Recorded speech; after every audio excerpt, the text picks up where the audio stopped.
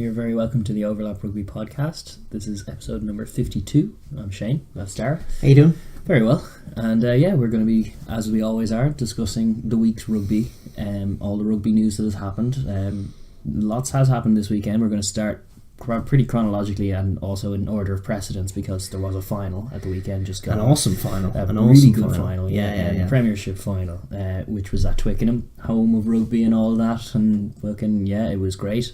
It was really good. To be honest, I was not expecting that spectacle of a game. And it was largely due to Sarries kind of being a little bit off the pace for large parts of it, but also for Exeter playing a really good game. Good game. We're gonna dive straight into that, and then over the course of the show we're going to go through the French. The barrage also began. Then we're going to take a look at Super Rugby, and then finish with our other news segment as well. Yeah, absolutely. If you do want to engage with the show, we'd absolutely love to hear from you in comment sections. And as always, subscribe if you're not already, and do all that good stuff. Click the little bell thing as well. Yeah, the little bell thing. We never talk about the little bell thing, but the little bell thing is important. Yeah. I know when all those videos come out. We finally managed to get them uploaded. Exactly. But the Premiership final. The Premiership final. Absolutely, it happened now. It's a while ago, obviously, as we're uploading this on Friday. But it was last week, which is an age in rugby news. But it was an absolutely phenomenal game of rugby. I thoroughly enjoyed. And like you say, Exeter had a serious. They had a great start, obviously, but they came with a serious mindset to play rugby and to beat Saracens.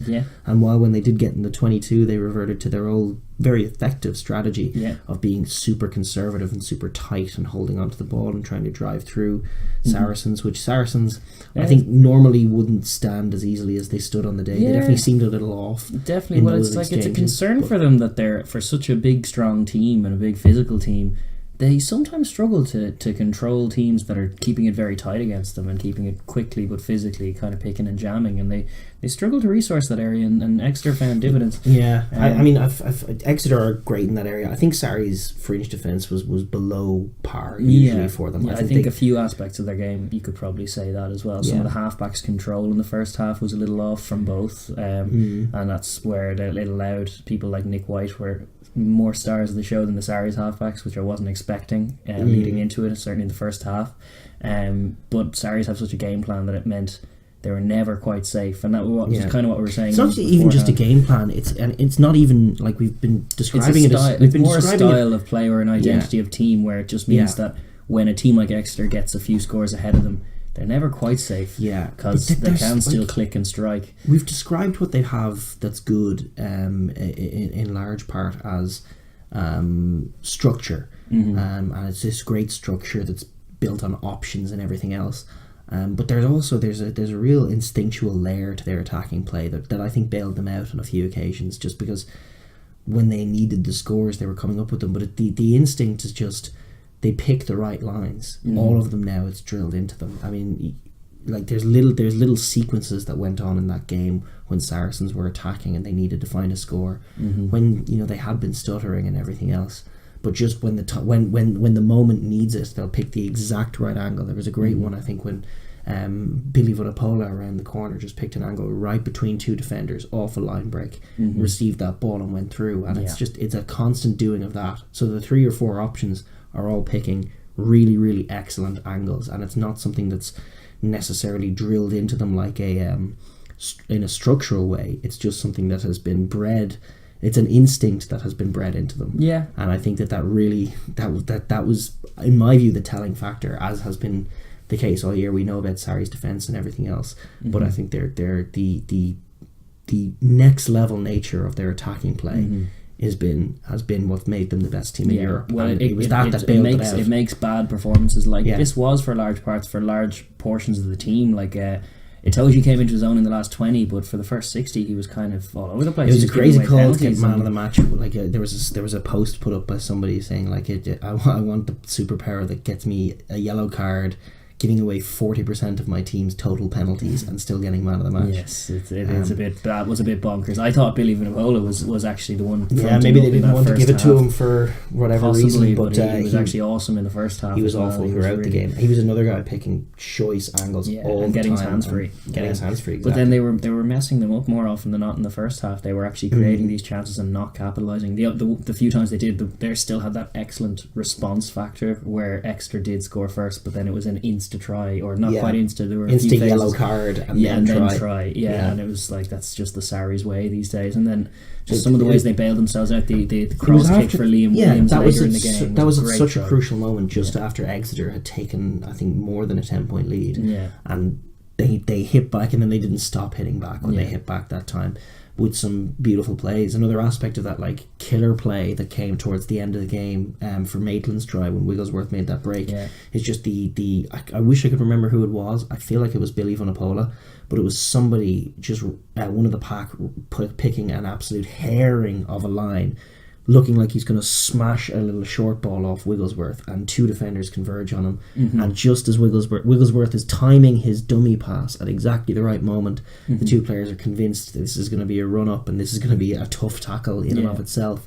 They peel off on him, and then Wigglesworth's gone. And it's that combination of aggressive and really good lines. It was a good line that Billy Vunipola had picked again, even though two guys were going to cover it, and then on top of that, the guy in the position to make the decision, making the right decision. And I just think, I've thought for a couple of years now that Saracens' attacking play, in terms of just as a team where they're at, rather than just individual talent, which they have as well, in the likes of Liam Williams, etc. But their just attacking style and attacking play is next level. It's like the Crusaders. It's for club rugby. It's elite. It definitely is. And but compared to what Exeter have, because Exeter played a bit more rugby than we've seen from them this season in general. As well, I thought Slade's try was excellent. The way they Slade spread has that in him. He does. He got carded in the first half, but that was a kind of a 7 points or a card kind of situation, and it turned out to be both. But he kind of for a slap down. But that little pass and then the chase is good. A bit more like linking to the wide channels for that Exeter team, especially when they're acquiring a Stewie Hogg for next season and such. That's progress for them. They need to build layers to what they have, which is already a stellar pack.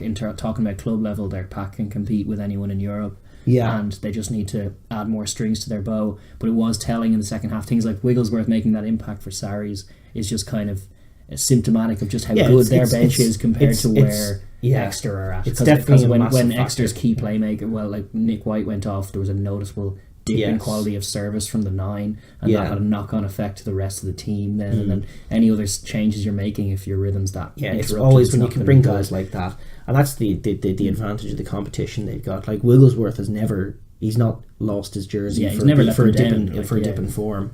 He's a guy who got sort of outplayed by Ben Spencer coming up, but he can still come on and do a job in a final, and that's massive. Obviously, that's crucial. And Tompkins is another perfect example. A great example. Like, he has been great in great form, bagged his hat-trick the week before. It was questions of whether he would start, but then in a, like, Brad Barrett is your club captain, you want him there, and there's always kind of these questions over his fitness at the end of the game. So Tompkins on the bench was a must anyway, because you get the feeling at that high intensity where Barrett's not going to give an inch. He's probably only going to last 40 minutes to maybe an hour. I think it was somewhere between. Did he go off at halftime? No, I think it was in the second half that he did go off. But Tompkins came in perfectly slotted in, was very keen to work, eager. Again, another one picking great lines and occupying defenders. And they're all operating on that really high level IQ in terms of what they do in attack. It's their defense is great. It's one of the best defenses in Europe, but their attack is much more intelligent than their defense and much harder to replicate. The biggest disservice you can do to Saracens is what some people say, is that they're a team about size. They just aren't. That's like, to be fair, size is a huge factor in what they do. But it's not what they're about. Men, but the blueprint isn't all that, and it's creating options. And there are teams like that are failing. Bigger teams even than Saracens who are failing. But it's interesting where they have a 10 of the quality of Farrell, but a lot of times it's the 9 or the 15 in Good as well who's operating as that decision maker, which again just is baffling to a defender, because you're wondering where the play is going to come off, and it can be any number of options. It frees up Farrell. Like, Farrell still does a lot of their attacking kicking. Yes, yeah, that's true. He finds himself in the wide channels. He finds himself in different positions. This is part of their structure that's all pre-planned. But yeah, it just eases him off and puts him in a position to think clearly and make the awesome plays that he makes when he gets the ball, like those wide passes, like that cross kick to Liam Williams. When the moment strikes for Faz to make a play, he can and does, and he ends up being less of a controller at 10 and more of a game breaker, because he's such a smart and technical decision maker and really classy operator. And they rotate him and Good switch inside and out very well as well, so he can be decision maker in the wider channels, servicing some of those guys, those attacking threats they have out wide, or sometimes close to the ruck. But it means he's very rarely tackled and at the bottom and out of a play for too long, and it's less of a factor when you have other playmakers in the back line. But even with that, it seems to rarely happen. He's more often picking a good pass and getting one of those big forwards onto it and getting over the gain line and going again. It can be a very unstoppable thing we kind of got a sense of that when Liam Williams scored his try, and just that momentum shift in the game, and then the inevitable Jamie George try that came to kill the game. And that was, again, featured a great Mauro Itoje play in the run-up to that, but I think he'd made like 3 or 4 in the few minutes previous as well. He came to life. He really did. That's where you just can't buy class. This is it. And some amount of engine in that boy as well. Like it's crazy fitness, the way he can just spark into life after an hour of play and blow people away as if he's just off onto the pitch. Really that's where the little 10-minute rest early in the game helps. Probably did a little. Probably a little bit of a factor. It's not ideal, and it was a silly, reckless thing. They do still have that in their repertoire, and to be fair, that's on Exeter were putting them under pressure and they were actually asking questions of them, which is Exeter played really well, and it was an encouraging game for Exeter from the perspective of where they're going to go next season. They've got Stuart Hogg coming in. You could get a fit Cordero back in the business. That'd be nice. And then you could have a really sexy looking back three that's Noel and Cordero. Side note, Noel did pick up an injury in that final, and he's now a question mark. We don't know whether he'll for the World Cup. Yeah, well, there you go. Which is a bit of a that's not good news. Hopefully he'll pull through. He played well. He was another one who played well. Very well. They were all playing above themselves in true. But there was nice little structure to what they were doing. They were going wide a little bit, but for the most part, the game breaking plays are pretty instinctual. Like it's pretty much Henry Slade seeing an option, taking it on, following up. Flaherty kick return type. Which is great plays. But it would be nice to see them actively go to that place a little more often and just try and score off first phase a little more. That said, and on the day that was in it, like this is broad speak for next season in their general games, but like you can't argue with racking up 34 points in the final. Ultimately their defence just wasn't good enough to handle what Sarries bring, which is elite, particularly towards the end. But that's just the Sarries way as well. Something's got to give after all that pressure. But, But Exeter. Class team on paper, and it would be definitely the right two teams, I thought, in the final on that showing, because we were looking at Gloucester beat Exeter twice this season. Gloucester could have beaten them in the semi as well. Possible. They just didn't stand a chance against Saracens. No, with this is it. But it was a more competitive game, this one, than the Sarries Gloucester one, where I think actually Gloucester match up horrifically against Sarries, whatever. I want to talk about Exeter's defence not handling what Sarries do. Gloucester's don't either, and Gloucester get beat up and tired, and it affects their offensive play in a big way. Whereas Exeter even can control possession for large parts. They can take breathers. They can manage their sort of cardio and physical intake that way. But their centres were game for it as well. Actually, Devoto had a good game. Physical. This is it. You have to match up to that Sarries midfield. And they did that in the first half. It was a ding-dong battle, and it was actually, for the first half, for most of it, Exeter were the ones edging it, mainly because they were a bit more accurate. They were trying a bit less in terms of using the full width of the pitch, and certainly once they got into the 22, that was the case, so it was maybe a bit more risk-averse, but they were winning contacts, and they were getting scores and taking the lead. They were the proactive team for large parts of the game, and it was kind of a sluggish Sarries showing for big parts that ultimately, in the end, class showed.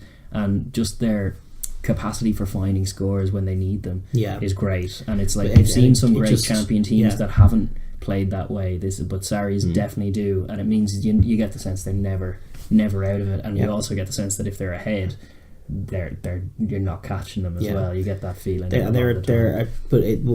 What breaks the game for them is just they're the attacking base that they can go back to.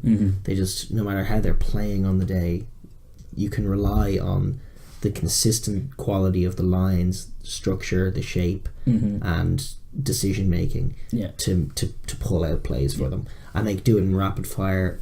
They tire teams out. They wear teams out with their attack.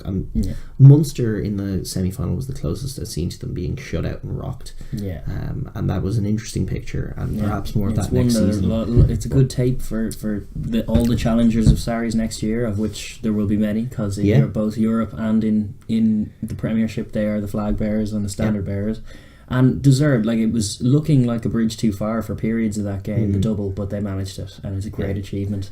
Very tough, deceptively tough achievement, despite what you may be on paper after winning a European Cup. It's very easy to think like, oh well, they're the best team in Europe, they should go on and win, and like largely that's true, but it's still more games after that high a highly motivated, very good quality Exeter team coming at you. And as you see early in that game, and for a lot of Exeter's tries when they got around that area, if you're just a little bit off in terms of your physicality and your focus defensively, they're going to make you pay. You have to be absolutely perfect, and you have to be up for a fight, because that's where they're taking it. Up for a final. This is it, like, but a fight around those fringes, you have to be physically there. And Sarries weren't in bits, but got bailed out by their quality attack. And I think ultimately, just to wrap it up, I would say Mark McCall's Saracens, like, definitely the best English team ever domestically.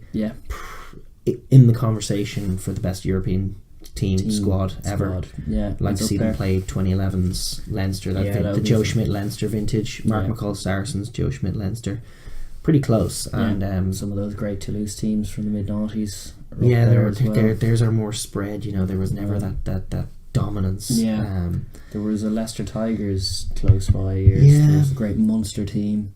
There have been great teams. There was the Toulon. None are as good as Saracens. The conversation would be between the Toulon trip 3 in a row, Mark McCall Saracens, Joe Schmidt's Leinster, and I think then it would narrow it to Joe Schmidt's Leinster and Mark McCall Saracens. And I think probably Saracens have a good argument for being the best European side ever. It's a debate. It's an ongoing debate. Stars on the jersey, man. Stars on the jersey counts for a lot as well. It does. 3 of them now for Saracens, and huge congrats to them. I think the best team won. I think they're an awesome team. I don't think there's a lot of begrudgery out there, but I think we should all just be appreciating them, because they're doing awesome things. And they're highlighted, making this competition great. They're making the game better. They're making the game in Europe better with the way they attack. It's going to catch on. It's the untold story of them. It's not size and defence. The quality of their attack is... The coaching from top of what they do on the pitch is create a great brand of rugby that most sides in the Premiership can't live with. Credit to Exeter. They're the one team in that tournament, it seems, that can cope with them and go toe to toe with them in games, which is shots off. And fire some bolts. And we need to see noting more. That no other English team can really live with Exeter either. That's true. Except for Gloucester on occasion. Yes, Gloucester kind of match up well for them and kind of move it around them and can catch them, but on balance of the season, league tables don't lie, and Gloucester fade away in other fixtures that they should be winning. So yes, the whole kind of English Premiership needs to lift its game, and in the wake of this Sarries wave, and like teams like Leicester obviously need to bounce back from this god awful season they've had, and a few others. But there's hope for them there. There's teams like Bristol will be a bit more kind of. They'll have aspirations next season. Teams like Sale, now that they've qualified for Europe, will have aspirations next season. It's just kind of curious which ones are going to my suspicion make a step is up. that duality, that sort of binary of Exeter and Saracens, that has been the trend in the last couple of years. The only potential shake-up I would see to that would be Gloucester ousting Exeter, but I really don't think that's likely. I think Exeter are actually moving in a more positive direction with where they're going. I think Hogg is a massive signing. He's in great form. He's had a good season. He's also an aspect that they've been lacking in terms of like that wide channel clinical kind of converting. He'll really help them. Jeez, it'll cheer Cordero up no end to have that link up. That's an interesting little dynamic. The back three potential. Speed. Would it be Noel, Cordero and Hogg? Great. Alex Cuthbert to bring in on rotation and all kinds of good. Yeah. So the exciting things from the Premiership, but ultimately for this season, that's it for English domestic rugby and Saracens. Big picture, domestic picture, all pictures, awesome team and a joy to watch. And we're not bitter as Leinster fans. You just got to thank them for showing us how it's done this year. They really did. We'll be back next year to challenge them. And I suppose we'll move on to the France, where there was the barrage was getting underway last week, or the last weekend. We had the 2 first round games of the knockouts. The first one we had was Racing and La Rochelle, which wasn't in the U Arena because apparently that was booked for a concert on the same night. Lovely. Yeah, so it was decent business. Lovely outdoor, but it was too lovely of a day to have it indoor anyway. The stadium looked great. U Arena is probably a little overrated, especially on a summer's day. Well, on a summer's day, I think it'd be shocking considering how nice the sunset was and how loud and wonderful and vibrant the something I really associate with French rugby is like one of the things that they have, loud crowds, exactly, in the sunshine, 100%, and songs, and they show everyone else up when it comes to fans of their domestic teams. Anyway, they're just the best fans by far. And La Rochelle again showing that the La Rochelle home fans showed up in decent numbers, and the Racing fans home fans showed up in decent numbers, but the La Rochelle travelling support was magnificent, and it made for an occasion of great colour and great spectacle. Which helped cheer up what was a bit of a stop-start game. It was, but you felt the occasion of it. You definitely did. Well, it was knockout rugby in both of these games actually, and it was La Rochelle putting the clinic on. To be honest, they were soaking pressure for the first 10 minutes of that game. Racing were throwing everything, the kitchen sink and more, all kinds of crazy little offloads and plays, cross kicks and stuff that just weren't coming off. They defended with good structure, and they were a little more conservative when they had the ball. They weren't totally. They played their own game to an extent, but it was much more controlled and more a sense of finals footy that John O'Gibbs put in them for this game. Well, they were noting in the commentary like their Kiwi halfback pairing of Carbarlo and Ehai West have kicked like the least ball in top 14 all season. Even from exits, they've run it out of their 22 more often than not this year. But that wasn't the case in the final. They were using the box kick. One of them was rubbish and was charged down and was very dangerous, but again Racing didn't manage to make anything of it. But it was noticeable that they were using the bomb, they were using the box kick. They understood that the Racing back 3 were there to be got at. That's true. They always are. They're loose. They played a game to play Racing. That's why it's finals footy. It's not just you tighten up and be conservative in finals footy. It's that you do a job on your opposition. The only object here is to win. And Racing wanted to take the game to this helter-skelter place that La Rochelle probably would have been fine with in the regular season. But La Rochelle wanted to win this game, and they knew the way to beat Racing is not necessarily to get into a shooting battle with them. Because throwing intercept passes to Finn Russell, who's been showing them up this year.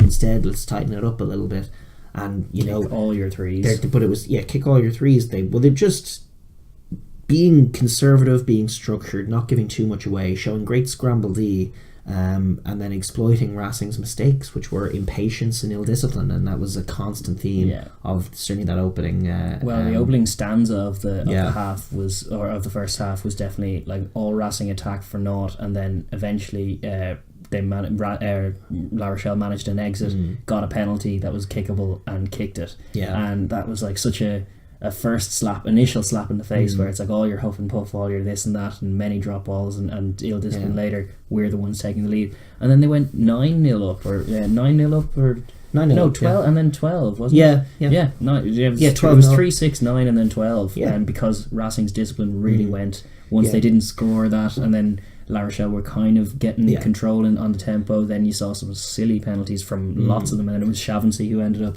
being the one who was carded for it, but there were a collection of very good player, daft but penalties. that was a very poor error from a guy who's the captain. Like that's absolute terrible play, and there was a lot of it. There was not a lot of cool heads. It was not. They didn't look like a very collective performance. And they were all over the place. The key point about Racing now, because this is a negative year for them after last year. Despite the signing of Russell and Zebo obviously, but Zebo hasn't been good for them really anyway. But Russell has, and I think actually the crux of what's going on here is that instead of being the team of Machino, what they were in terms of control, they're now the team of Russell, and that has huge positives. But it also has the negatives of not really controlling the game that well, and this is why I'm pretty disappointed actually in Machino. I think he's kind of lost it a little bit, because like what you want with a Machino Russell combination is the best of both worlds. You want Machino's structure, you want Machino's control, you want Machino to be your captain really, and him to be telling everyone and disciplining everyone on the pitch getting the structure in order, and then you want the best of Finn. You want to give him the ball, give him the creativity to do what he does. Yeah. But instead, what you're having is Machino being just out of the game basically entirely. The whole thing is becoming about Finn, and he just, like, he's a senior player. He should be the captain, but if he's not the captain, he's one of the leaders, and he's just vanishing and not taking control and not commanding his pack, not getting or giving structure to the game, and not sort of unleashing Finn in the ways that he should be doing. I think you are getting the best of Finn. Yeah, but you're not getting. He's doing the best of what he can get. I think he's not quite gelled with Shaughnessy is a problem for them too. I think Shaughnessy worked better in the last team as a kind of a more sturdy kind of enforcer 12 that he is, and doesn't really seem to get a read on what Finn does as much. But their pack are all over the place. Sometimes they're on the wing, sometimes they're not. Yeah. Sometimes they're in ruck, sometimes they're not. They can be very loose in terms of turnovers. It was definitely Dominic Bird had a bit of a shocker. Dominic Bird was giving away ludicrous penalties. Actually, he was probably more deserving of the card than Shaughnessy. It was one moment from Shaughnessy, but it was around 3 or 4 in quick succession from Dominic Bird. Definitely an issue, and things improved like when they got Nakarawa on as well. Like Nakarawa and Ryan changes Rossing massively. True, but none of it speaks very highly of the two much lauded Laurens. Yes, they have oodles of talent, and as you say, just like little misfiring combinations. Senior players not in the game, emboldened the way they should be. Teddy Thomas not played into the game. All of these little like problems, and they're getting a lot of credit for playing loose running rugby. But I'm sorry, like if you have Finn Russell, Vakatawa and Teddy Thomas and Simon Zebo in a team that no coach is with, you're going to get basically the same result. They're going to just play helter-skelter rugby, score some class tries, but ultimately in the season, for the talent that they have, come up short. And Racing is a team with a load of potential, but they're getting a lot wrong, and it's a concerning picture for them. They have to fix it. There's no guarantee that they will fix it. Yeah, and conversely then, from La Rochelle's point of view, excellent masterclass in how to do it, because they went there, took their 12-point lead, and then the last play of the half, Racing chose to kick 3 for a 9-point deficit at half time, which was silly ultimately as well. Well, certainly at that moment you would have felt they would have needed a try to get into the game. But they were also thinking, we need to score some points, which was very defeatist kind of approach. They probably gave up at any like a realistic chance when they didn't go for the try. Then the next thing that happened was an absolute worldie of a try from La Rochelle, who are also a very dangerous attacking team, and their wingers, particularly actually Ratier, who bagged this try, was probing all first half as well and looking dangerous. And then in the second half, around 50 odd minutes in, it came, and it was actually Rattez on the right wing, break dancing along it, getting a great offload off, and then shout out to Dumaru. Excellent heads up play to get a ball and just kind of haphazardly toe it out to where the space is, and reading that situation perfectly. Lovely crossfield kick, and Ratier gratefully gobbled up what was a deserved try for all of his efforts. And Rattez is a little danger man as well. But all over the park, a lot of structure, a lot of class, a lot of control. Their defence will be, it remains to be seen. Their scramble D was great in the day. It's like a proper test coming next week. When they were in the game, you are right in saying, you've said it off camera, that they do like stop playing, and they did in the game stop playing and allow Racing back in with a chance for it, and Racing did have a chance for it towards the end. And one of their worst qualities is that like they like whenever the game isn't in the balance one way or another, they do tend to just sort of ease off a little bit. Mind you, they didn't when they won 81-7 in that last week. That's great. Yeah. But they have had games where they've just completely ceased to play, and they've also had them when they go behind and they just stop playing and get the heads down. They do have that French element to them, which is why I would worry for them perhaps a little bit in the later stages of the next this game, which is where we're at now. But nevertheless, like going to Racing, having to travel for it, managing to get themselves into it, because they were obviously their last few weeks have been very competitive, and they went to the final in the Challenge Cup as well. So they've had a long season where they've been competing on multiple fronts, and this performance will be very encouraging for them, because it was against their style of play. It involved really big performances from Ehio West and Kerbarlow as well, really controlling influences on the game. And when they were playing a game that they haven't really been practicing all season, but really, really well done, credit to them. So yeah, John Gibbs, little sprinkles. John Gibbs, probably the biggest difference between the two teams is the quality of Gibbs versus the much lauded Laurens. Yes, yeah. Gibbs doesn't get enough credit. I know he had a terrible time at Ulster, but he's a top coach. Yeah, you can't blame anyone for having a terrible time at Ulster. I think there's no question that he did his reputation damage just because he seemed so disinterested. He wasn't in the province a lot. Like he was. Yeah. He was 1 foot out the door the whole time, basically. Yeah. But when he puts his mind to something, is he a good coach. And he's doing a job with La Rochelle at the moment. Yeah, well, sure, their renaissance has been emphatic and excellent. It's going to be an awesome game. It's going to be an awesome game. Their task this week is out in Toulouse, and that's mouth-watering Toulouse. Potential obviously. For them, they're probably going to attack a little more than they did in that La Rochelle one. They'll want to get into if they come in with a mindset to shut down to Toulouse or kick to their back three. I wouldn't do as much. I don't think it's as gettable, especially. Also, like Carballo even and Ihai West had a very good game, but they're not like your top level really dependable kickers of a ball. No, it's entirely more likely that one of them will have an off day, and then if you start kicking loose against Toulouse, to Colby and Medard and all these boys who are going to link up and create Ramos is such a turning Ramos heel. is at 10 and could be. We don't know what's going to happen. Yeah, this is the thing with Toulouse. Like we haven't seen them play a really big match in a while. The last big match that they would have played would have been the Leinster game. Proper big match because they were always predetermined to finish first race basically the whole season. So it was that loss against Leinster where Dupont was at 10 but it didn't quite work where it had been working.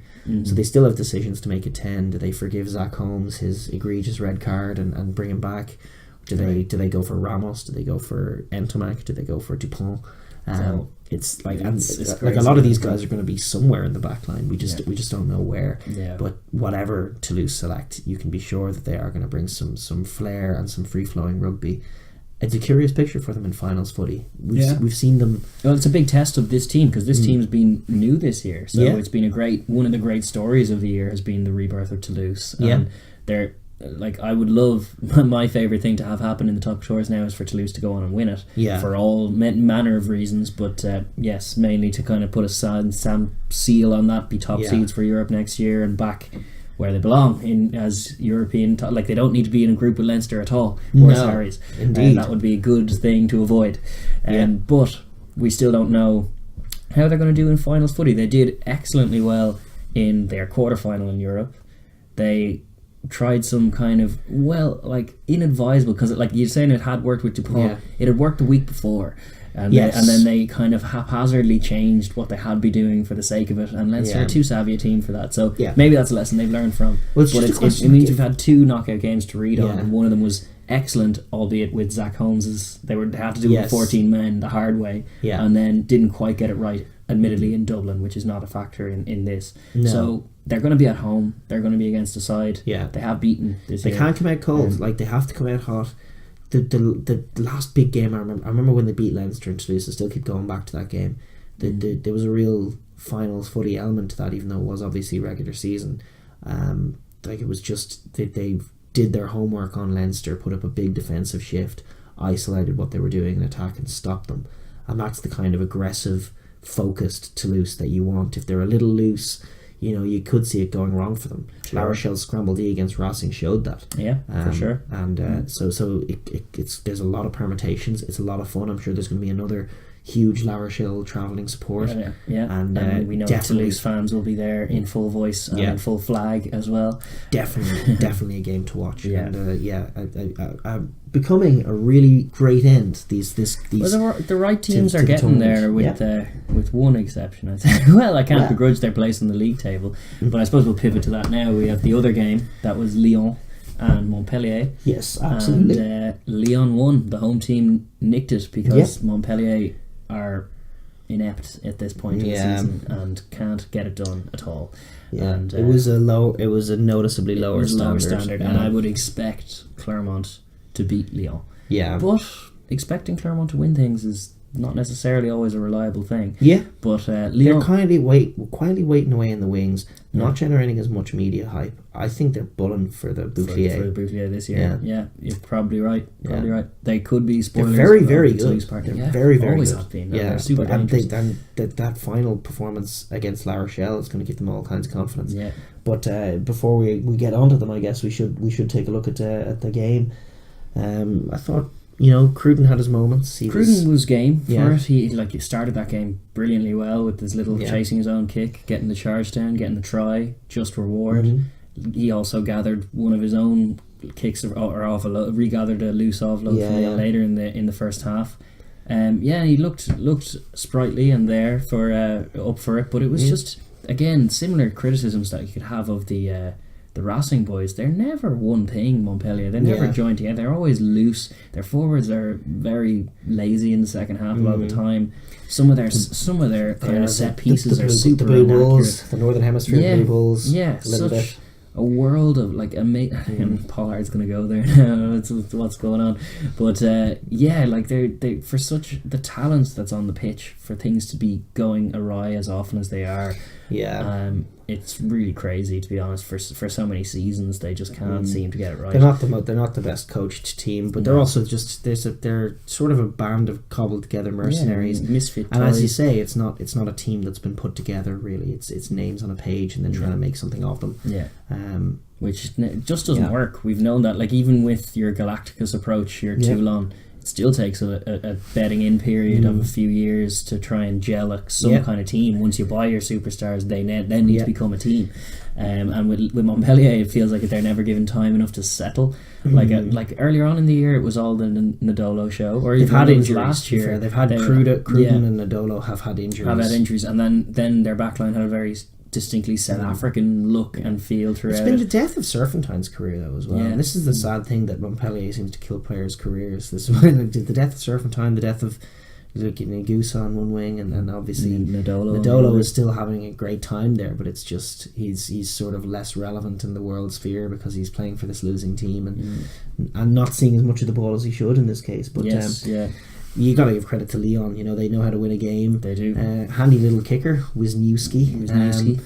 They controlled things nicely, took their chances when they had to. They look the more disciplined team. They're not the more talented team, but bagged some tries. I mean, going back to your blue, if Montpellier are the Blue Bulls, then Lyon are the Sharks in this little comparative, where they're probably player for player slightly the worse, but they're a bit better drilled. They have a little bit more heart, certainly at home. They're kind of a little more smarts. They're focused on winning the game, and sometimes all it takes is a little Charlie Nyatai try to get you over the line. This is it. Just fire him over there, and he did well. He took it well. To be fair, he's class. Yeah, if he can get fit again, that's a weapon for them for sure. Proper, fully fit, season long. All of a sudden, I don't always get injured. Charlie Nyatai, the man we've always dreamed of. Yes, I know. It'll be a lovely thing. Yeah, will be a lovely thing. But in the meantime, they still have some danger. They have the Armitage in the backfield, their man Dylan, we earlier in the season they were combining Dusan and Buxis in one of the worst ill-advised halfback pairings. But they seem to have moved on from that. Wisniewski's in there, so like cup finals mode, it's still up for grabs. I have a feeling though, travelling. I think both of the semis are now happening in Bordeaux. Both of them? I know the Clermont one is. Yeah, I think they're both in the same stadium, Matmut Atlantique. I didn't know that. Saturday and Sunday.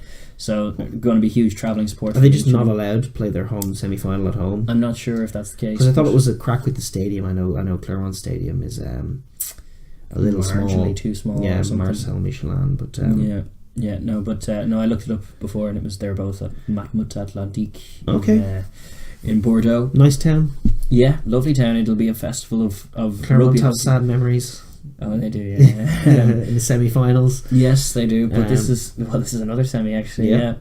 Well, there's precedent for Clermont blowing things like this against teams potentially. They didn't blow that game though. No, they didn't. I know Fofana had his knock on, but they were just no. But I do have the feeling that Clermont are a stronger outfit than this Lyon side, despite the fact that Lyon were creditable in getting the job done against Montpellier. But I've always thought Montpellier are flatterers to deceive, and when you're in the same group as them at the very beginning of a season, you're reading their new team sheet thinking, whoa, what a dangerous side, and then you inevitably watch them and think, oh, they're dismal. And that's been my relationship with this Montpellier team for the last few years, and it has not been set to change, and this year was no different. And even that scrambling, failing line-out play to actually end that game was symptomatic of all that they got wrong. It's just like a painfully poor execution of what is a basic skill in the 80th minute, and there, your season's over. Think on that. Or some of you, others will be axed, some will be brought in. It'll be a new-ish look next year, but I don't know if the results will be different. They still haven't won a bouclier. They've never won one. And the standard is, even in France now, is getting the standard of professionalism is getting too high to get away with. You can't just have a retirement home for a load of it's even Toulon. Even Toulon, it's being showed up. Like, there has to be Toulon's poor season was encouraging for all things rugby, this league included, and but there has to be a real drive. You have to have a real focus. You have to build a real team with real coaches, get an identity, figure out how you're going to play the game, and have everyone galvanised around it. And while the Montpellier players say the right things and are trying their hearts out, like, there's an element of just not the same kind of focus and desire that you see from other top teams. And that's the point, is that you're just like, you want to be competing at this level. They got to change a lot. It doesn't look like that's going to change in the short term. No, it doesn't. It looks like they're set to kind of continue as they are, which is still ultimately a top couture side that have been there in it for years and don't look set to change. Like, they're certainly not the bottom of the table. They're nowhere near as abysmal as the likes of Perpignan. But you're right, they're an awful lot more they're money spending than a Perpignan. lot of money, and they're not getting results, and they're not looking like it, because, as you say, they're doing too many things wrong. They're not letting any team settle, and they just don't look like, a lot of times in crunch moments, it looks like people are quizzically looking around and like, what do we do? We don't actually know what we're meant to be doing in this situation, or what our plan is, or what our identity of how we should be expressing ourselves on the pitch is at all. So despite being bailed out a few times by giving it to Nomani, there's not much more to it this season. And but they probably finished rightly. We have a great last four. Plucky and pretty tasty Lyon in and then three magnificent as we say, members of the French Renaissance, as probably, La Rochelle, I know, didn't finish up there, but you could argue, with the Challenge Cup run and everything else, possibly one of the best, possibly worthy of being considered third in the overall. It's a bit skewed when they have to compete on multiple fronts. I think if it ends up a Toulouse Clermont final, had there been a third and fourth playoff, I probably would have backed La Rochelle. So you have those three really setting the tone for where the top couture is at, and changing the tone from where it was, where it was a bludgeoning, physical, slow and affair. So sides like Montpellier and Toulon, who we get frustrated with, are being taught this lesson, and I think it's a very good and very positive picture. For sure, Top Couture has been magnificent this year, the best season in years, and I'm really looking forward to its conclusion. And hopefully it bodes, all of this could bode well for France come World Cup time as well, if they can sprinkle a little bit of that. If they can put it together onto their squad. I wonder about the brains behind the operation, but that's a different conversation. There's still always that potential, but it's shaping up really nicely, and it means that those fixtures, there's one on Saturday, which is the first one is the Toulouse game on Saturday, and then the second one, the Clermont Lyon game on Sunday afternoon. Both well worth a watch. We'll be 100% recording them and watch them at some point over the weekend, which would be class. I'll do my best to catch them live, at least the Sunday game. Oh no, the Sunday game we won't, because we'll that Union Cup. That's right. It's going to be great.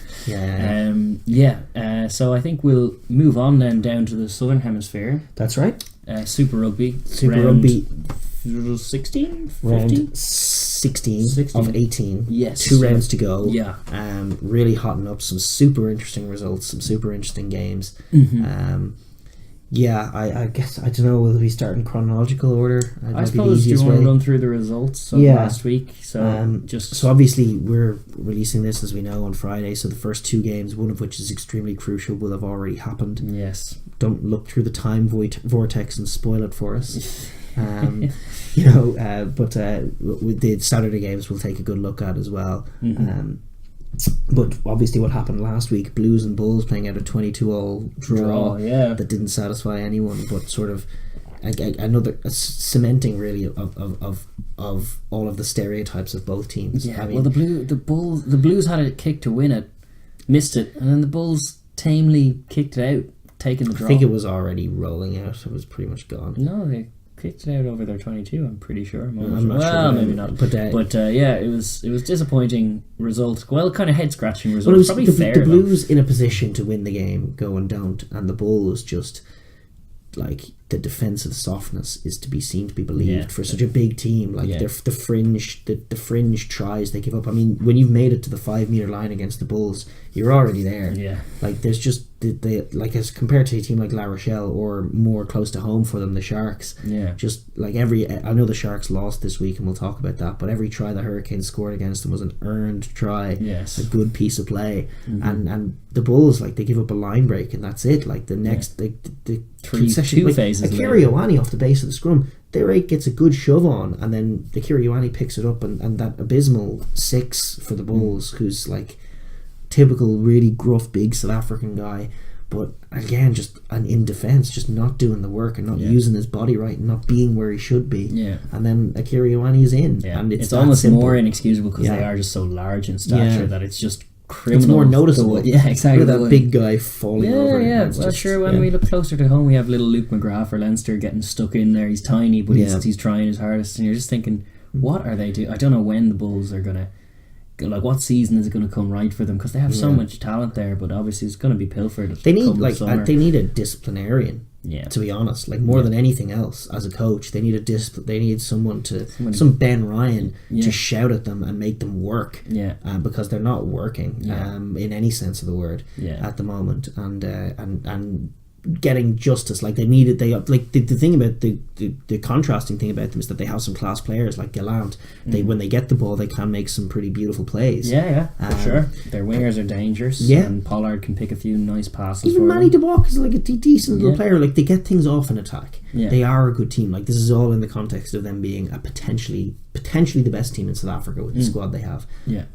But like the way they behave on the pitch, like they bail themselves out with some nice plays in attack, but by and large they're just not focused. Yeah. Like again, simple little line out move that we've all seen a million times, and they're just bamboozled by it. Yeah. Like Speckman, like you don't want to pin him. The Blues doing a little trick play off the top of the line out, it goes out to the front, and Speckman's left with a 2-on-1. But as a defender, like it's pretty soft just to shoot in on the ball carrier and let him get the pass away. Yeah. Like there's just none of that hustle and thinking. Like you just reverse a little bit, drift off, make the guy with the ball make a decision. If he cuts in, you can maybe cut off the angle. There's just none of that. Yeah. None of those little hustle plays are happening at all. It's all just their scramble D is atrocious. Yeah. Atrocious. Yeah, and it's just a constant picture. And the Blues, like it's kind of separate. They're disappointing as well, but it is different. Yeah, and like they just are like it's apt the way they had a chance to win the game and failed. Yeah, for want of a better word, it's just the hokey chokey gets to them a little bit. They don't win games that they should. Yeah, they're still in the mix. They're still both sides are still in the mix. Yeah, but it's like they seem to set the tone for their season with that opening round. Yeah. Excellent performance, but ultimately lost against the Crusaders.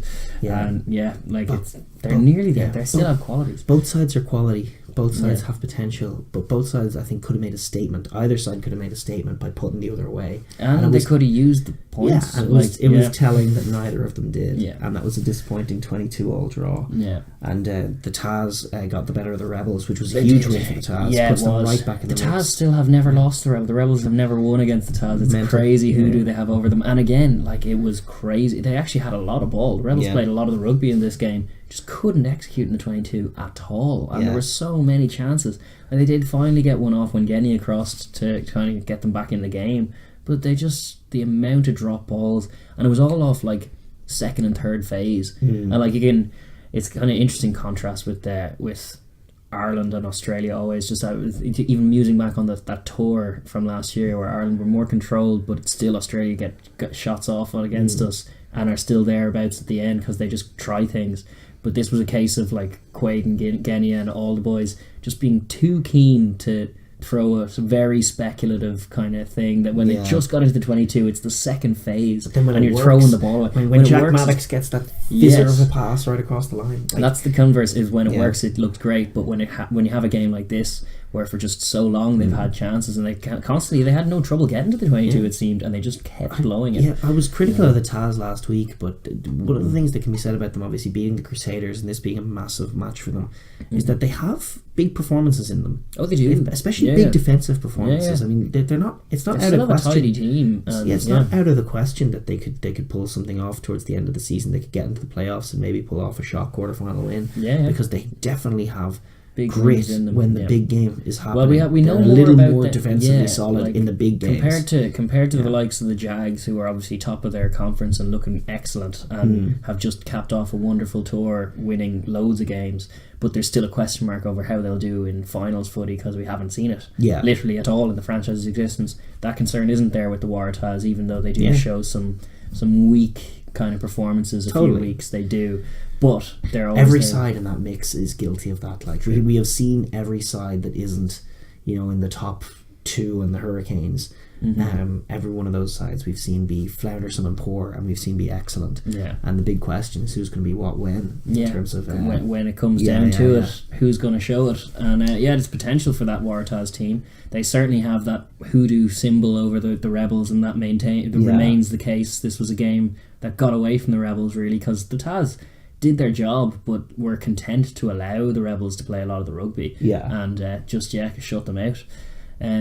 Fair play to them. They win this one, and then they have a big one this weekend in terms of they're facing the Brumbies with many permutations and many things going on. We'll get onto that. To all of that, absolutely. In other news, the Brumbies, who they're facing, hockeyed the Sunwolves. The only interesting... Not as big a hockeying as the Sunwolves are used to. The Sunwolves, actually, they're 13, whose name escapes me, but showed some good techers, grabbed a try, set up another, was busting tackles and looking dangerous. Awesome. But the Brumbies scored more tries than them. And the other interesting thing of note that happened in this game, because we often laud the Brumbies as just a maul try team, and this throws some kind of weight behind that, because their substitute hooker scored a hat-trick in the second half, all for mauls. Hilarious. It's disappointing. The thing about is that it's one thing that Europe has over the Southern Hemisphere's maul defence is a little better.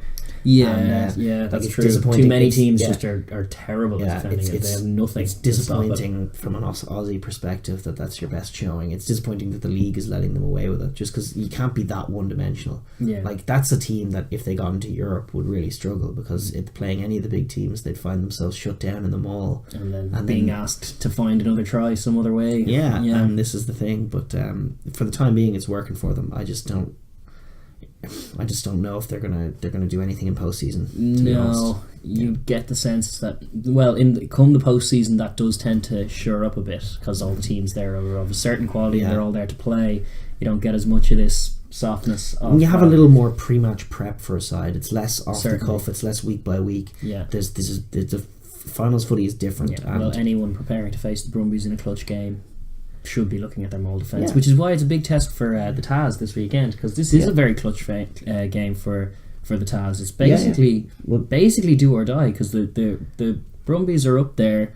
They're still behind as well. They're 9 points behind as well, so they're in the potential blowing. If they keep dropping points, they're in the potential to slip out of the reckoning. The Taz. Obviously the Taz are only just back in the mix, but we'll get on to the permutations in next week's games. Just want to cover the absolute massive game that happened in Suva. After us talking all sorts of manner of what we said last week was that the Chiefs and the Crusaders was once the greatest game in Super Rugby, and now we're just probably another Crusaders win. But to be fair, we hadn't realised that game was in Suva ahead of time.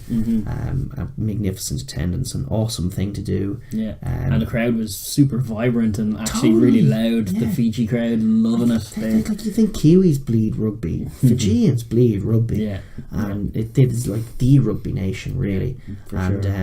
It was awesome to bring a class Super Rugby there and that game there, and the Chiefs did it with their home game and then came out to play after going 20 points down. But it was just a relief to see the old Chiefs, and love. That wonderful breakout score. Even Sean Stevenson, who's been so flaky, just taking that score on. They were just determined, and when it's very much with the Chiefs, it's a hot and cold thing, but when they find that fizz and that heat, they are almost like the Jags, just really difficult to defend against. Yeah, for sure. They score just blistering tries. They run great lines. They're just bleeding attacking rugby, which is the essence of what the Chiefs is. Which is why in Suva that's the right thing to be doing once you come to Fiji, is to be throwing a few lovely offloads, and they did. In the tight and in the loose. It was an excellent display, really powerful display from them as well. It'll be really encouraging for next season. A few of their, like, they're obviously missing a few heads. It's good.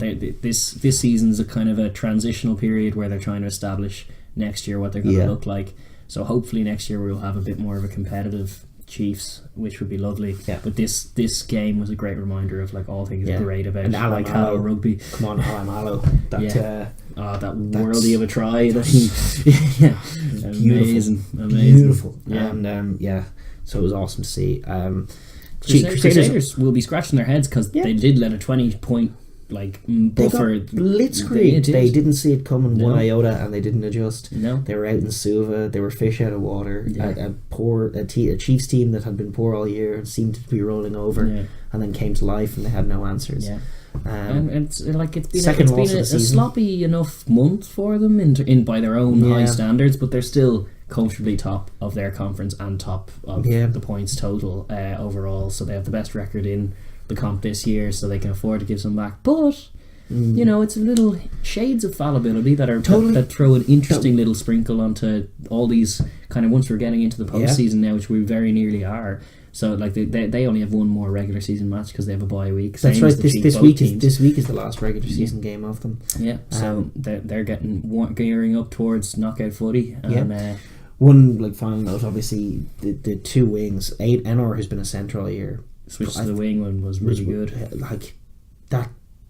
He should be called up for the All Black squad. He's very, very really good for sure. He should be a factor. And then Sarries is another option as well. We don't know what his story is, whether he could be an All Black or a Fijian or he belongs in one squad or another. All Blacks chat, Richie Mwanga. Not a great last play. I mean, your man came from nowhere. He did. The guy who scored that try. Who scored that try? I just remind wingers. I think it was Manu off the bench. Little chip for Kieran Reid that he was nowhere near. It was a bit well, listen, your man, Reid could have gone and got it. It was telling for the team. I don't think it's a major strike against Monmouth. They were trying to make something happen, but they were kind of lost, and it was a great moment for the Chiefs. Yes, and I was just really happy for the Chiefs. No long term damage for the Satyrs, but really happy for the Chiefs. It was exactly what they needed. Probably too late, but definitely the game of the round. Qualified for the knockouts, but definitely the game of the round. In terms of quality, but also like quality all over the park and then off it as well, because the stadium was hopping. It was great. Totally magnificent picture. Best game of Super Rugby this year. I'd go as far as saying it's definitely a case for it. The Jags have pretty much guaranteed top spot in the SAFA conference now. The Lions are close enough to them, but yes. Well, they had their last game. Whatever happens this week against the Sharks, their last game is at home against the Sunwolves. So and they're 6 points clear. So they should be hosing them. Hosed. So it's happy days for the Jags. And they've earned it. What a touring kind of. I think they've more awesome winger plays. One close loss in New Zealand, followed by 2 wins. One win. 2 wins in New Zealand and then 2 wins in Australia. Is it the best tour? You'd have to look it up, obviously, going back, but it's the best tour that I can remember of a team crossing the Indian Ocean, especially over to Australasia from wherever it is, South Africa. They're in the SAFA conference. My analogy may fall behind because they may have just gone across the Pacific. They would have, because from Buenos Aires. I'm just thinking of them in that SAFA context, but they're not. They're obviously not. They probably went across the Pacific, which is nobody's ever done that. But it's like best touring of Australasia that I've certainly seen. the best the Jags have ever looked by far. And they've always looked dangerous. And their team sheet from the first time from their inception a few years ago, you were reading their roster going like, oh, what a class team, but it hasn't transpired that way. But this year it very has, and they look genuine contenders for the comp the way they're playing at the moment.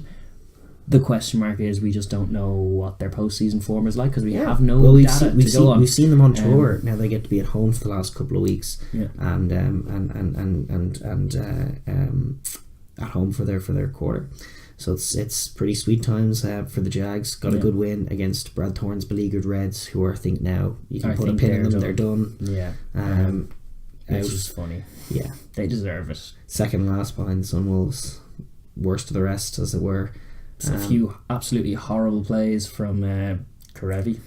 in the mix. Karevi doing current Johnny's World Cup hopes, no problems at all. Yeah, indeed, throwing intercept passes in the last phase. One concern for the Jags, speaking of like knockout footy and stuff, is like they got the win, they took the bonus point, away from the Reds, all very good. But in that little last play, they were 6 points down, and their winger just kicked it deep for all those Reds to. And if it was a more capable side than the Reds, that victory would have been snatched away from them. If Karevi had held the ball, like he threw an intercept straight to who went up the pitch and scored the try. It was that young winger, what was his name? He scored two. He scored that worldie of a try in the first half where he chipped and chased.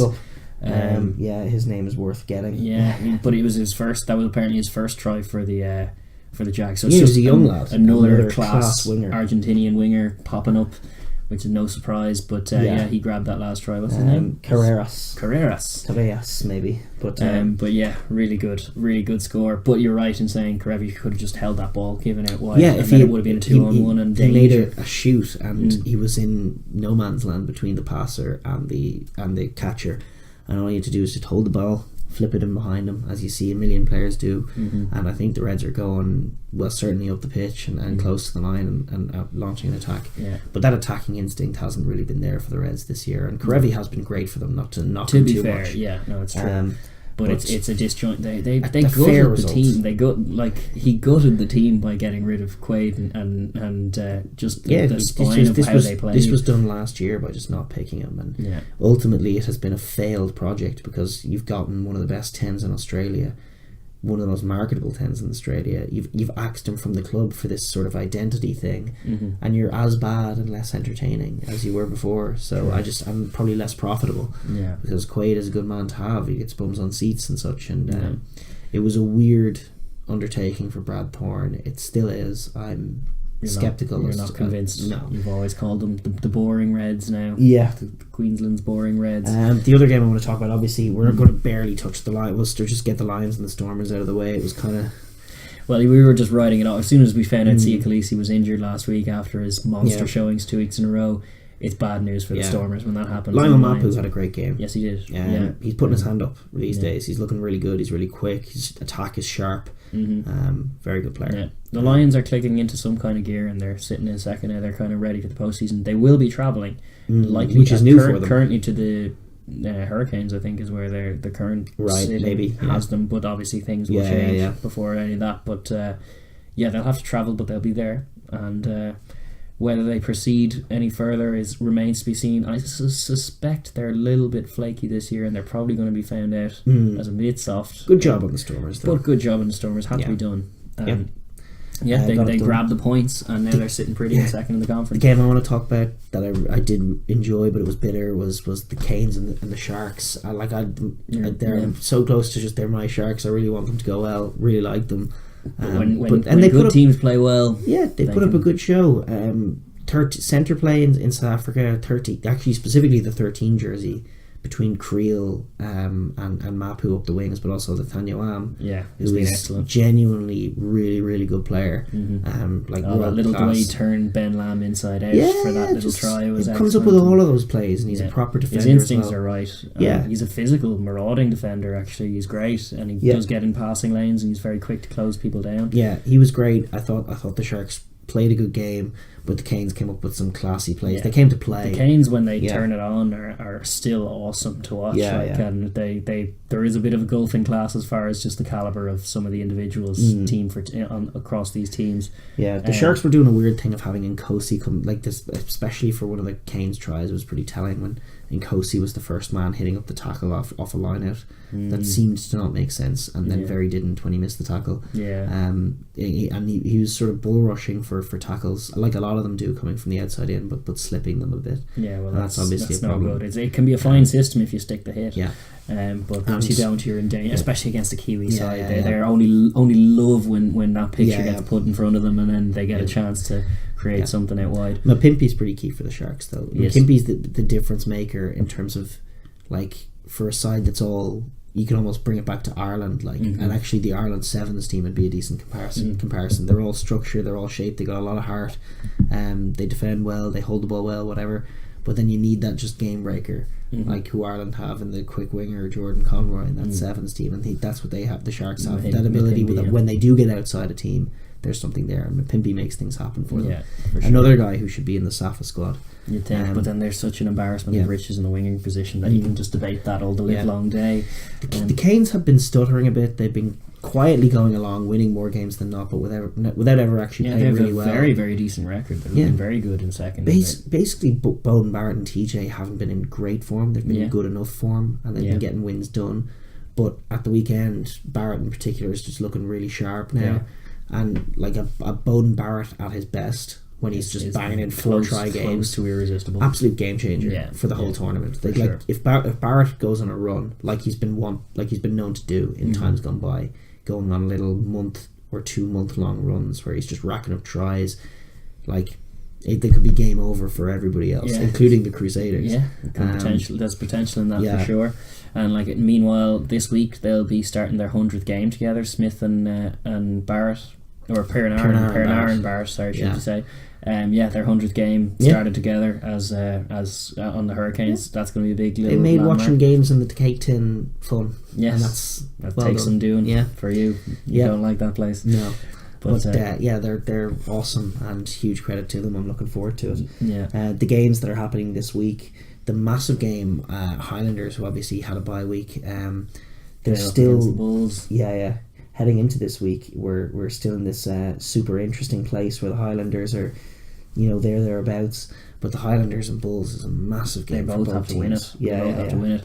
Highlanders is last chance actually. Yeah, they're actually that far out. Bulls could do with the points really, because there are a few ones nipping on their heels. It's still like you say, this team's going to be there and this team's going to be here and this team's going to be there. It's still so tight down there that like if the Highlanders win that game, it all tightens up again. And like the Highlanders probably will win that game again in Forsyth Bar. You'd think so. They have flown Pollard out.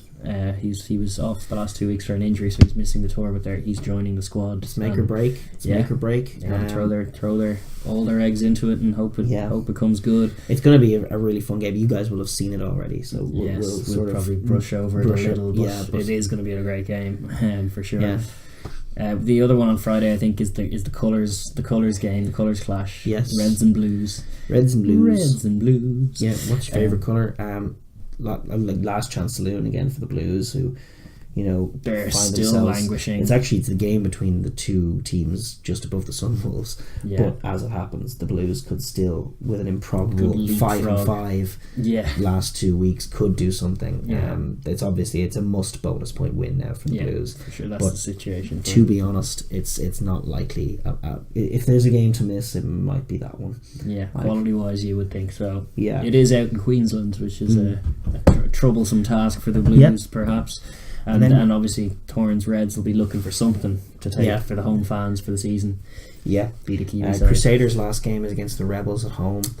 The Rebels again could use it. Like they're another team like the Bulls who are in there at the moment. They're sitting in second now as a result of that loss last week to the Taz. They're sandwiched between Brumbies and Taz in terms of points accrued, and they're kind of in the bottom half of the safety zone currently. More crucially, it's behind the Hurricanes. You got the Lions 35, Rebels 34, Bulls 34, Sharks 33. That's the cutoff point at the moment. But then straight behind them, Chiefs on 31.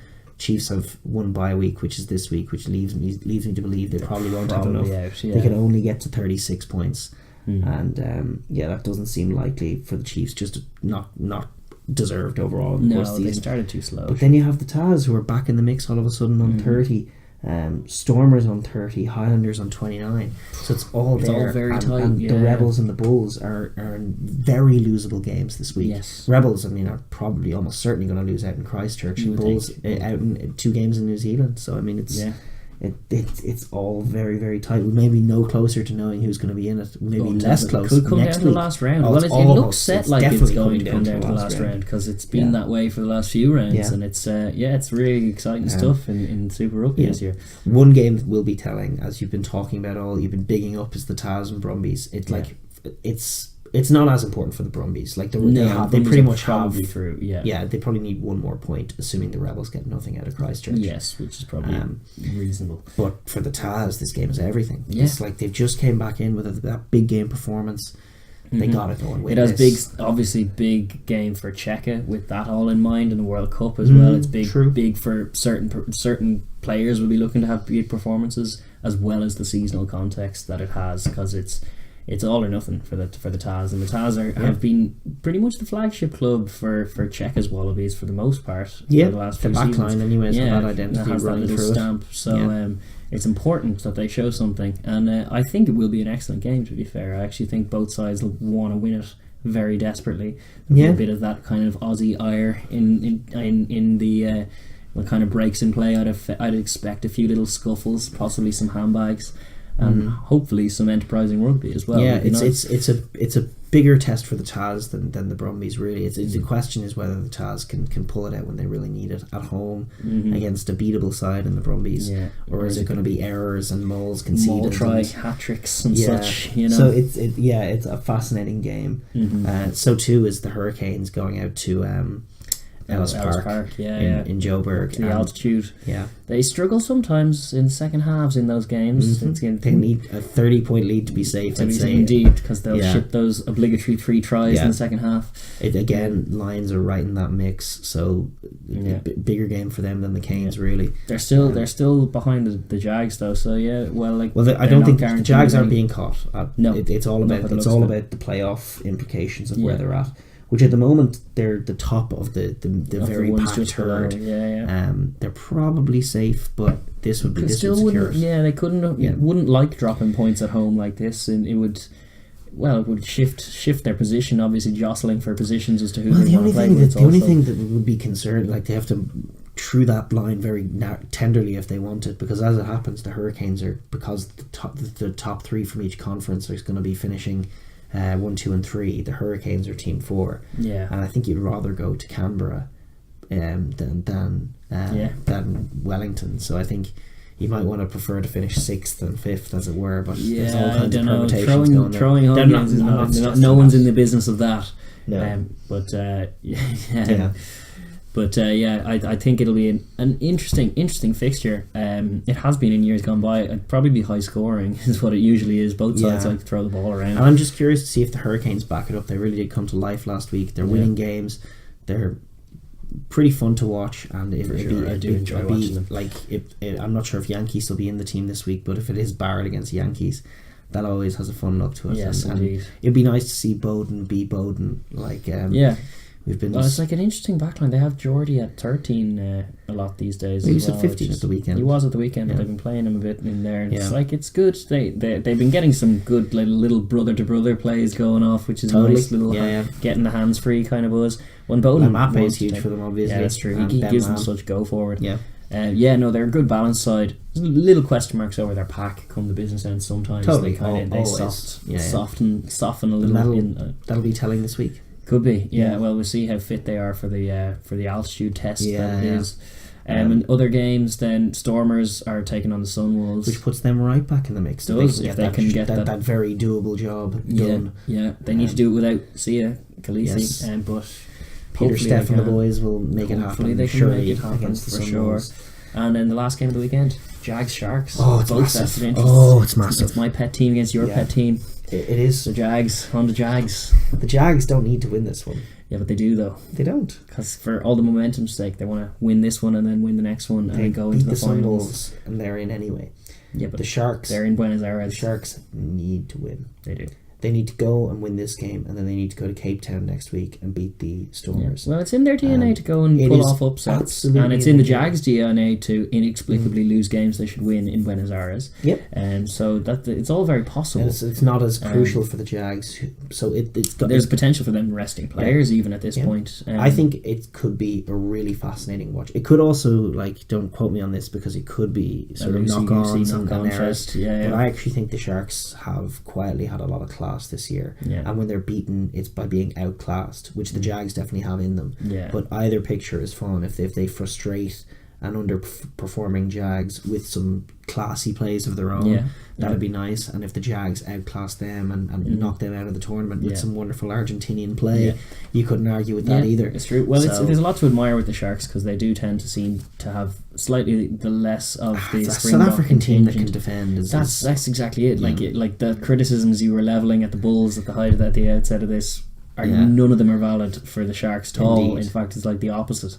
They sometimes are lacking for the quality of personnel, but you can never fault the effort or just the cohesion of the effort. Because all of them seem to be on the same page, and none of them want to ship points, and they all want to try really hard. And when eventually they're broken, it's disappointing, obviously. And but that said, classy teams who can move the ball at serious speed. You can see that with the Kane showed it last week, and for sure, just coming off. Like maybe the travel will lead to a bit of weariness. We're waiting for a drop off in this Jags team, but the Sharks have been touring as well. The Sharks have been touring as well. Both of them are coming off a tour. This is true, but based on the evidence of the more recent games, you'd have to suspect the Jags will probably find some classy tries against them. Big game needed by Lithania for sure. Shut down that what the Jags are bringing this year, which is pace and real attacking flair. Like they really are moving the ball with speed and. It's the footballing instincts in all of them. All of them, the whole squad. They're just the whole country really as well. They're a bunch of really talented footballers, and it's just translating into their game. So that try they scored at last week, the first one, the little chip ahead and gather, beautiful, instinctive kind of. Messi be proud of that one. Exactly, yeah. So I really do enjoy watching them play, but that'll be a good way to round off the weekend of Super Rugby. And we'll be looking forward to it. 100%. Awesome tournament as well this year. Like the Top Couture is a bit of a renaissance for it in terms of just everything's interesting. It's so rare on the last weekends of Super Rugby to be talking about permutations when usually it's foregone conclusion. Indeed, and it almost doesn't matter who gets in the last playoff space because you know they're going to be thrashed. And this time it's not really like that. Yeah, indeed. So it's been a different story all season long. Very exciting run into it. So we're going to move on. We're going to talk the last story of the week, the last sort of segment, I guess, of the show. Just run through the rugby news of the week, which has been our little kind of closing segment of the show for the last little while, and we're going to keep long may that continue. Because we're going to just run through what happened last week. We did build it up in the week before. Fiji won the Paris Sevens at the weekend, and more crucially the overall series. And it was good. It was a shame that the semi-final was the final instead of the final, as it were. That they met the US. They met the US, who were their contenders, and blew them away in a very impressive performance. Where the US looked nervy, Fiji looked assured. And Madison Hughes had a shocker. And Fiji deserved the win and put a brilliant performance on in the final as well to nick to take the trophy on the weekend that was, which is right and proper, doing it with style and aplomb.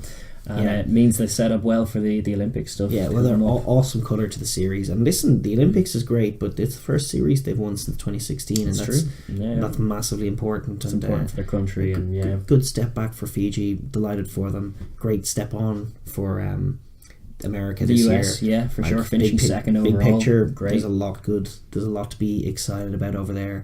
New Zealand and South Africa still thereabouts. France looking better this year. It's another glorious year of this glorious like one of the best products that World Rugby has produced. One of the best products in sport right now. The Sevens series. You can't beat it. It's great.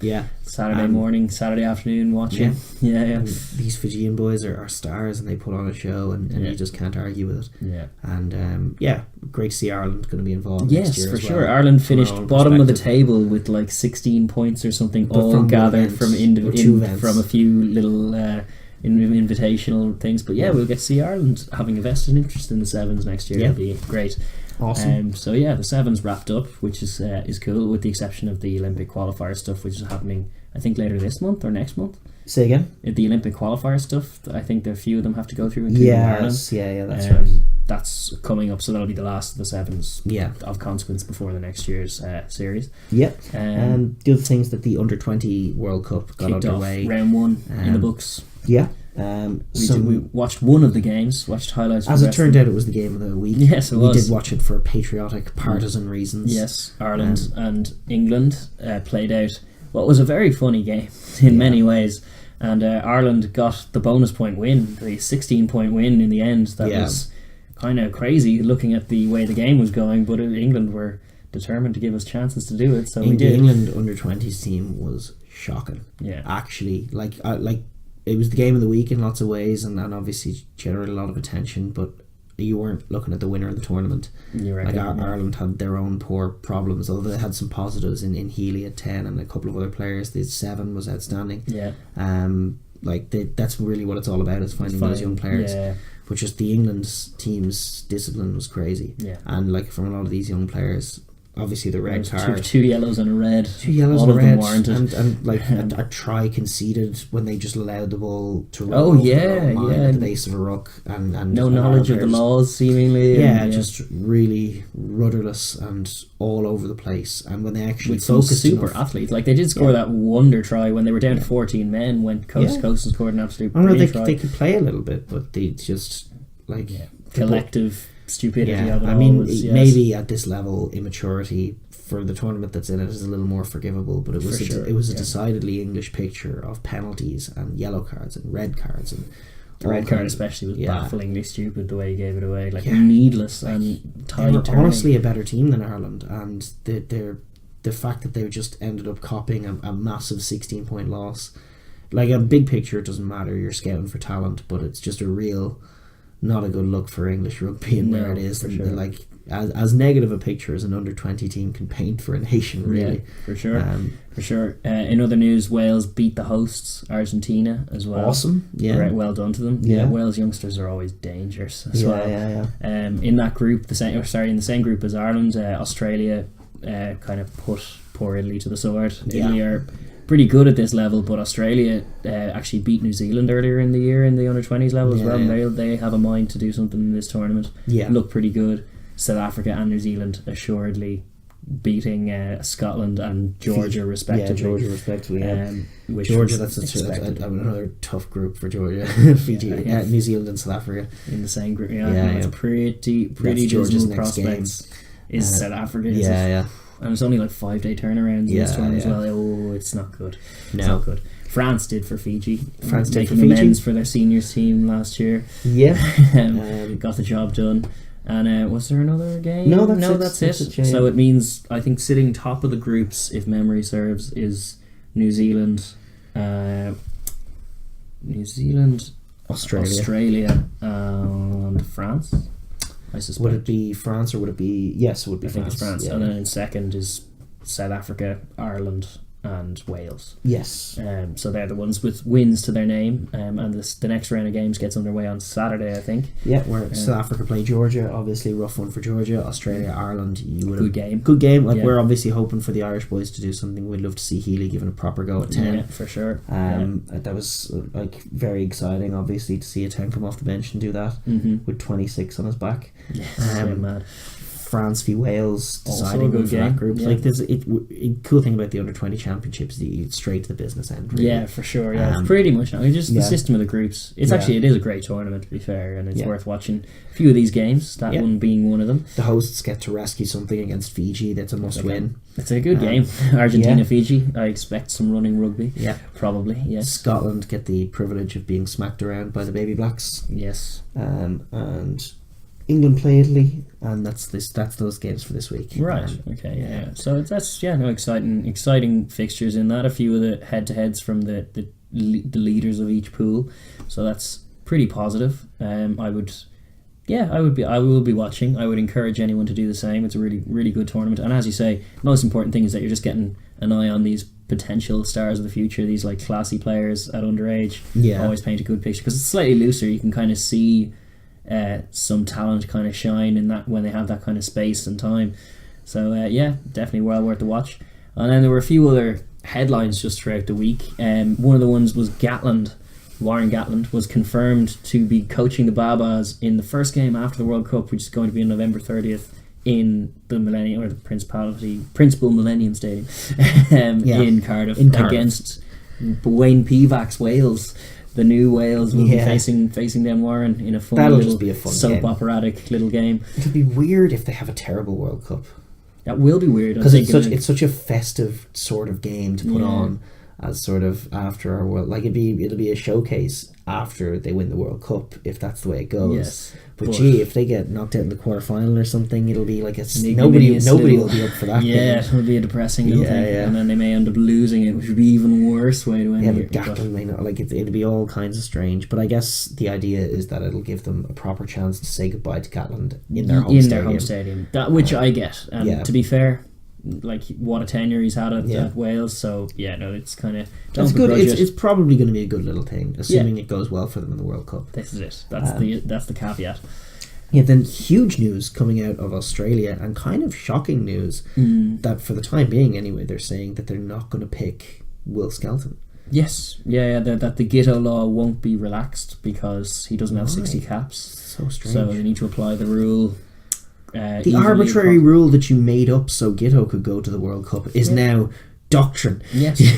Yeah, the Gitto law. It is doctrine. It's the Gitto law. Oh, it's just so stupid. I mean, I just don't get that at all. Well, they're not the only ones who have the 60. I think Wales have the same. It's 60 caps for any Welsh player living abroad. It was designed so they could get Gitto back. I mean, it's Gitto on the plane. It's just Gitto and Drew Mitchell. Yeah, that's right. And Drew Mitchell had almost as good a World Cup, if not better. Yeah. That's a fair point. You can't be leaving out Drew. Yeah, indeed. He was fairly seminal in all of that great run they had last time. But I'm inclined to agree with you. They need to have Scott Fardy and Will Skelton. Scott Fardy may qualify. He may, but he's not going home anyway. But I got to know what the crack is. Well, he may come for the World Cup. They should call up Scott Fardy. They should call up Will Skelton, and they have an actual second row. They would. It would be great. But instead, we're going to look at Ned Hannigan in the World Cup. Very strange. Yeah, very strange. Let's see. It feels like a very weird decision. Like they don't want to lose young talent. It's a big picture thing, but I think you're losing it anyway. I mean, it's just. Yeah, it like in terms he's playing really well for Sarries, and he's in shape for the first time in his career. He wasn't as in shape in Super Rugby as he is now. Yeah, it's a massive on-field loss. And listen, if you think that the allure of the Wallabies Test jersey is grabbing enough that it's preventing players from going overseas, I just don't know. I just like I think you can be you're okay saying sort of you can go abroad. And then we can still pick you if you're as good as Will Skelton has been. For the World Cup, if you're as good as well. Maybe like apply the law uniformly throughout the rugby championship in the off years and stuff. I would stick to it then because like their Super Rugby sides are struggling, and they are struggling for eyeballs with like they have their Aussie rules football over there, they have NRL over there, so they have a lot of like different sports pulling the way, so they need their superstars in their club franchises. I get. Yeah, it's definitely more nuanced than I'm making it, but it's just from a rugby based perspective, they're struggling so much for talent in that particular area. For Australia more so than New Zealand, and New Zealand can stick to what they're doing, and I wouldn't change anything about what New Zealand are doing on a systematic kind of scale. But for Australia, I do think bending the rules come World Cup time, given all the talk we've had over the last 2 years. It did, and also just the lack of, I wouldn't say lack of depth. Like they're actually this year in Super Rugby have shown a bit more depth than last year. Last year was where we were very doom and Australia's prospects in general. But even still, when they're pooling all their resources for a World Cup run, they should use all their best weapons available to them, and Will Skelton is definitely that. It's just where their test team is at. They need to prioritise making them. This is where I ultimately reason out my argument and say like that a high priority needs to be getting their test team as good as possible, because that is where everything else comes from in terms of eyeballs and fans and everything else. That's where the revenue comes from. If you have a good Wallabies outfit, you have an interested public when it comes to rugby union, and if you don't, you don't. It's true. It's true. It's a knock-on effect. It's a chicken and egg situation. They need to get one first before the other.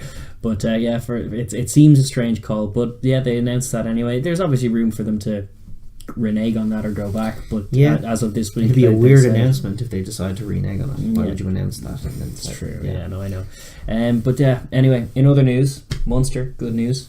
Signing massive Graham Rowntree, nicking him from the Georgians. The Georgians will be aggrieved at that, but that's a massive loss for Georgia. Rowntree had the in with the English camp for them, getting them all those scrum getting them into training, getting them over to England and training. I think he's done a lot of good over in Georgia. I think their pack has developed a bit more sophistication in his tenure and has become really top class. Like they move around the pitch a bit better.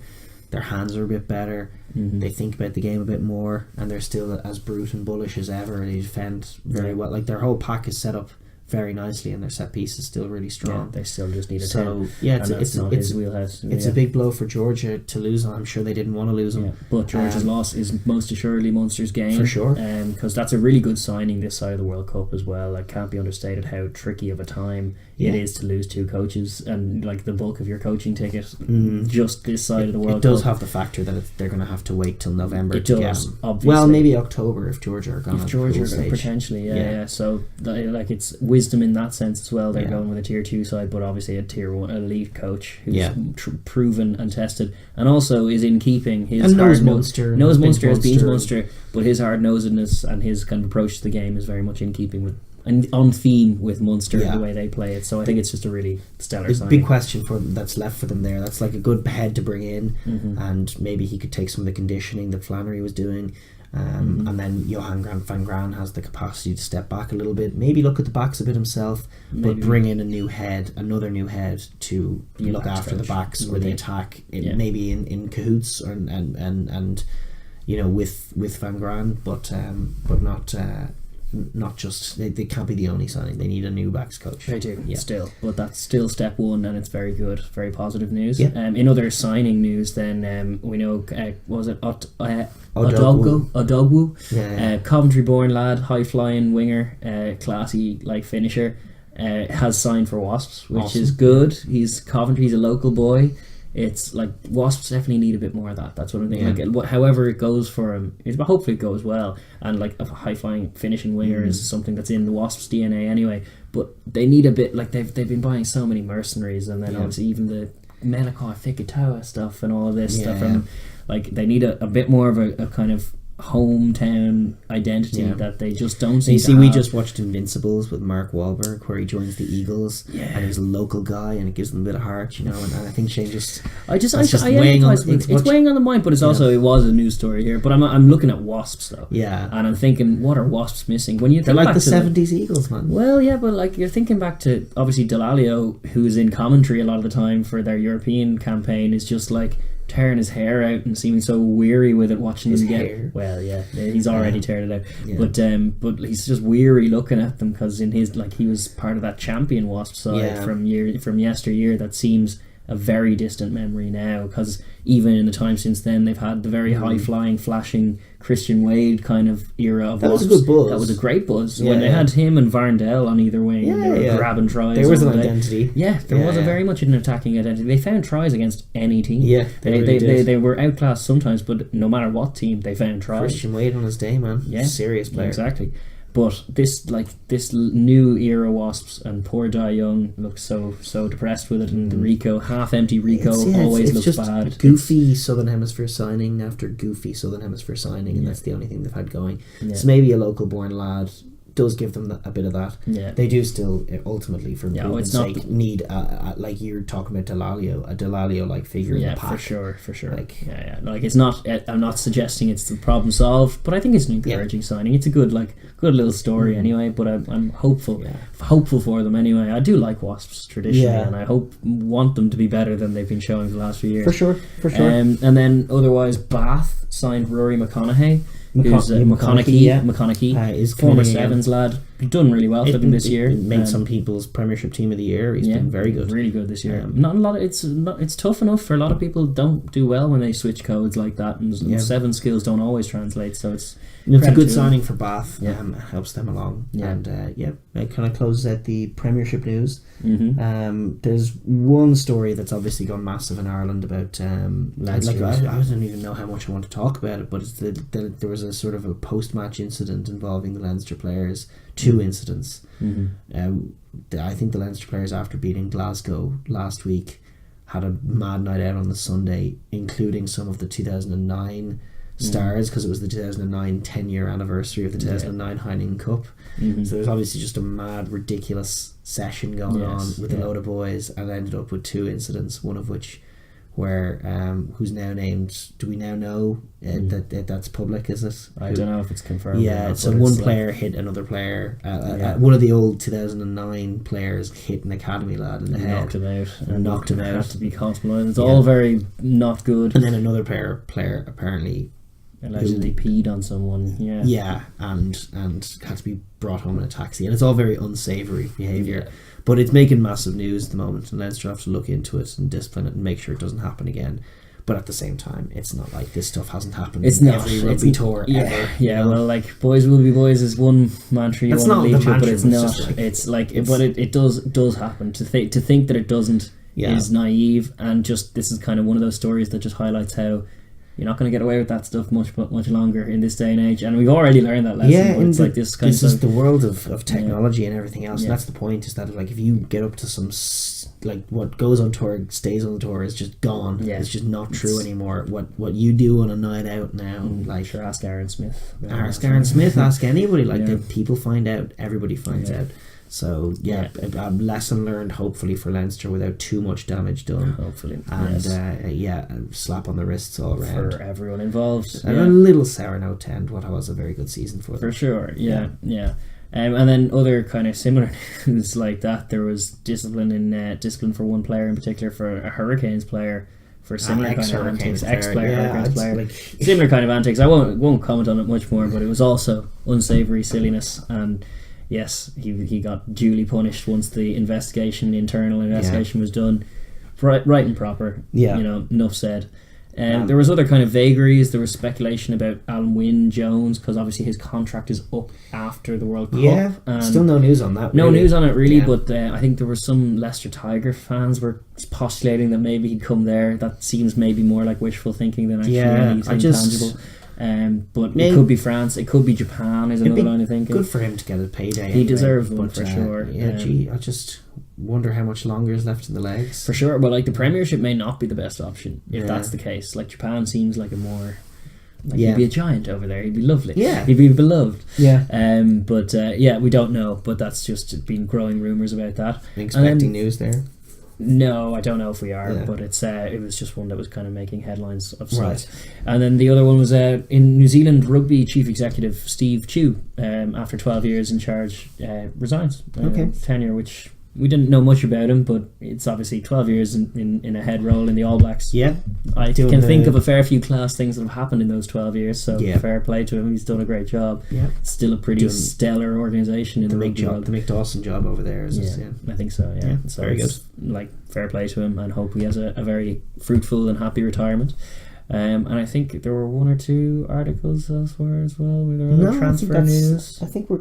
Unless you're thinking of something in particular. No. I think I mentioned it earlier. There was obviously like Crotty's making his 150th appearance for Crusaders, and there's the 100th start of Piranara and Barrett. Yeah, that's all fine. We said that earlier on. Yeah. I think that's our news. It is. That's all the rugby news, and therefore the podcast. Absolutely.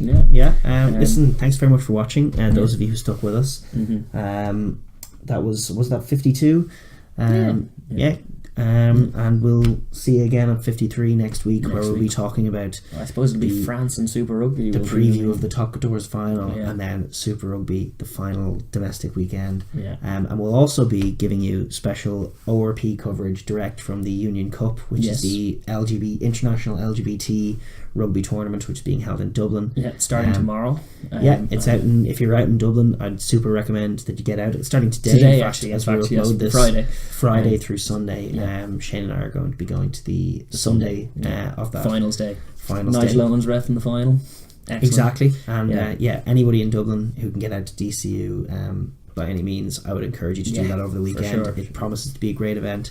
Really, and is important for all kinds of reasons that we'll talk about next week. For sure. So we'll report from that. Yeah. Thanks, guys. See you. Take care. Bye.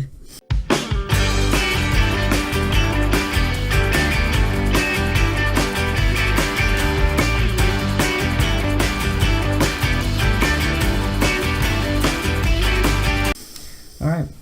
Europe. Leinster ball. A little low. You hit us. Got it. Well done. Show's over.